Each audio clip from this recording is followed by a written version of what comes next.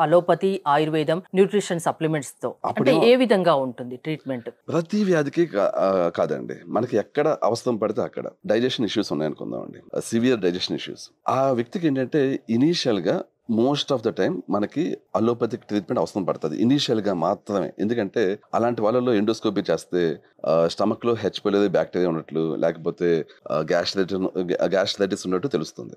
ఇవి ఉన్నప్పుడు దీనికి వైద్యం మనకి అల్లోపతిలో తప్ప దేంట్లోనూ లేదు. మనం హెచ్ పైలోరి బాక్టీరియా ఉంటే వాటిని చంపాలంటే యాంటీబయాటిక్సే, వేరే సొల్యూషన్ ఎందులోనూ లేదు. అది ఆయుర్వేద గాని, న్యూట్రిషన్ సప్లిమెంట్స్ ఉన్నది దేంట్లోనూ లేదు. సో ఇక్కడ మనం చూస్ చేసుకోవాల్సింది అల్లోపతి. ఇనీషియల్‌గా అల్లోపతిలో మనం దీన్ని ఫిక్స్ చేసి ఆ నెక్స్ట్ లెవెల్ అంటే ఆ వ్యక్తిలో హెచ్ పైలోరి తగ్గిపోయింది, గ్యాస్ట్రైటిస్ తగ్గిపోయింది, అతనికి బాగుంది స్టమక్ అన్నప్పుడు డైజెషన్ బెటర్ అవ్వాలంటే అతనికి ఏదైతే మిస్ అయిందో అంటే డైజెస్టివ్ ఎంజైమ్స్ తక్కువైతే వాటిని న్యూట్రిషన్ సప్లిమెంట్స్ ద్వారా ఇస్తాం. ఆ వ్యక్తికి ఒకవేళ బైల్ ప్రొడక్షన్ తక్కువ అవుతుంది, బైల్ బయట నుంచి చేస్తాం. ఇంకా యాసిడ్ ప్రొడక్షన్ తక్కువ ఉంది, యాసిడ్ పెరిగేలా చేస్తాం. వీటికి న్యూట్రిషన్ సప్లిమెంట్స్ వాడతాం.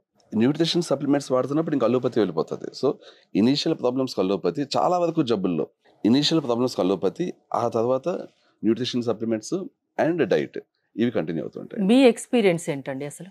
యాక్చువల్‌గా నాకు ఈ ఫీల్డ్‌లో ఆల్మోస్ట్ 2006 నుంచి ఇంట్రెస్ట్ ఉంది యాక్చువల్లీ. అంటే ఈ ఫీల్డ్ అనే కాదు, నాకు ఏంటంటే డిఫరెంట్ జబ్బుల్ని ఎలా క్యూర్ చేయొచ్చు ఒక క్యూరియాసిటీ అనమాట. సో నేను అప్పటి నుంచి కూడా ఇదే ఫీల్డ్‌లో ఉండి దీని మీద రీసెర్చ్ చేస్తూ డిఫరెంట్ జబ్బులకి సొల్యూషన్ ఎలాగ కనిపెట్టడం, దానికి ఎందులో సొల్యూషన్ ఉంటుంది, అది అల్లోపతి అవనివ్వండి, ఆయుర్వేదం అవనివ్వండి, అంటే నాకు ఈ వైద్య విధానాన్ని ఫాలో అవ్వని లేదు. ఏదన్నా చేసి జబ్బులకి సొల్యూషన్ కనిపెట్టాలి. సో ఆ విధంగా ఆ రీసెర్చ్ చేస్తూ వెళ్ళి ఆ ఇంట్రెస్ట్ తోటి ఇలా ఎంఎస్సీ న్యూట్రిషనిస్ట్ చేసి ఆ తర్వాత పిహెచ్డి కూడా న్యూట్రిషన్‌లోనే చేసి ఇప్పుడు నేను యాక్చువల్లీ లాస్ట్ గత 2 అంటే కొందరు సంవత్సరాలుగా డాక్టర్స్‌తో కలిపి ఈ వెల్‌నెస్ సెంటర్‌ని స్టార్ట్ చేశారా? స్టార్ట్ చేశానండి. సో బేసికల్‌గా ఏంటంటే చాలా చోట్ల అలోపతి, ఆయుర్వేద కలవదు. అదే అలోపతి, 3 న్యూట్రిషన్ ఒకే చోట కలవదు. పెట్టారేంటా అని నాకు చిన్న డౌటు. ఎగ్జాక్ట్‌లీ. ఆ! ఎందుకంటే సాధారణంగా కలవదు. కేవలం అది ఎప్పుడు కలుస్తది అంటే మనం కొత్త సొల్యూషన్స్ కనిపెడతాం.